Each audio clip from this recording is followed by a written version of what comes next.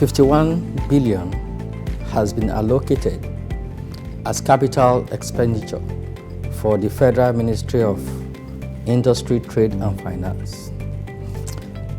Is that a good amount? Well, to be able to say whether it's a good amount or not, you have to look at it relative to something. So let's start with relative to 2020.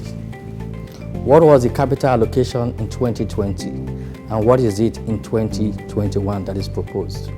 In 2020, it was about 38.5 billion and in 2021, it's 51 billion. So looking at that trend, what will you say? You will say that at least it's an increase and therefore it is in the right direction. However, beyond that, you have to also ask yourself, to appropriate budget is different from implementing the budget. So how was the budget implemented in 2020? Would that give us a sign into what to expect in 2021? So let's look at that first. Unfortunately, we don't have all the numbers for 2020, but one thing is very instructive here. In the Federal Ministry of Industry, Trade and Investment, there are about, apart from the ministry, there are about 19 other parastatals there. Now let's take the Federal Ministry of Industry itself. I think they were allocated 7.8 billion in 2020 as their capital expenditure. But in the course of implementation of that budget, according to the minister, they got probably about 2.9 billion, which is 40% of the amount that is allocated. So if we look at that trend and ask ourselves, is that what is going to happen in 2021? Then you begin to see that there's a difference between allocation and implementation. What is most important and what is going to drive impact on the society is the proper implementation of that budget. Now, just taking that as an example, last year they were allocated 7.8 billion in terms of their CAPEX. This year it's about 7.3 billion also. Just the ministry, not the rest of the departments within the ministry.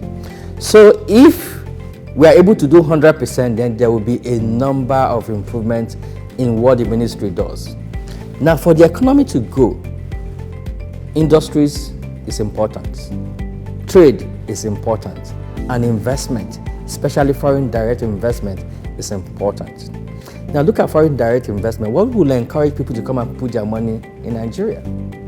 There are quite a number of things. First of all, enabling an environment to ensure that business can thrive is very important.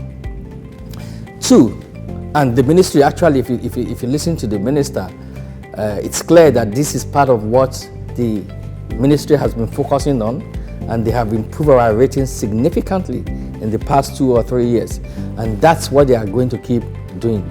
The other thing they have to do, which is also not under the ministry's control, is ensuring that there's a level playing field for everybody in the industry.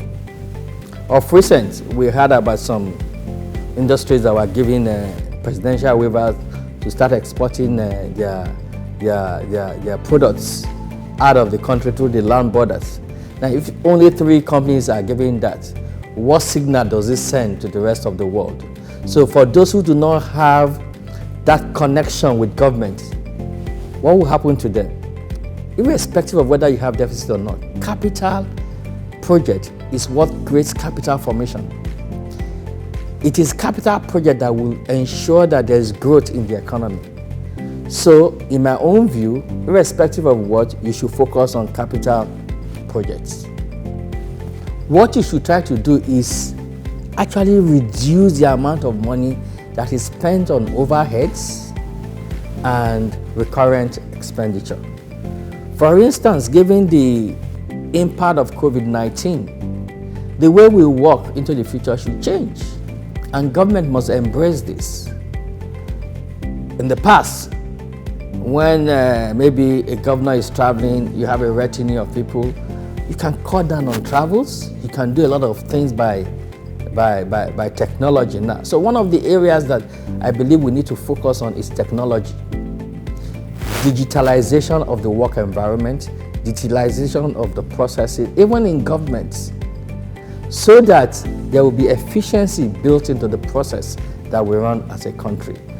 If you look at today, the youths are driving the technology innovation in this part of the country, creating an environment that makes them to thrive, because they are going to be the future of the economy. Today, digitalization is driving everything that we do. And for Nigeria to participate in this game very well, government has to spend some money to create that environment for them. Power, we cannot forget power. We have been shouting the issue of power all this while. A small businessman, for him to thrive in what he's doing, requires power. And if there is no power, no matter how good he is, he cannot successfully run the business. For me, those are some of the things we need to get right first. Power, and then the digital economy. That has been seen as the fourth revolution that is coming. It's already with us here. Look at the boys that created Paystack, that sold it out for $200 million. That's creating enormous value. And we need the young ones to begin to be encouraged, not just throwing money at them by creating a fund and stuff like that. There are so many things that needs to be put in place to ensure that people can thrive in that area. And those are the kind of things I think government also needs to focus on.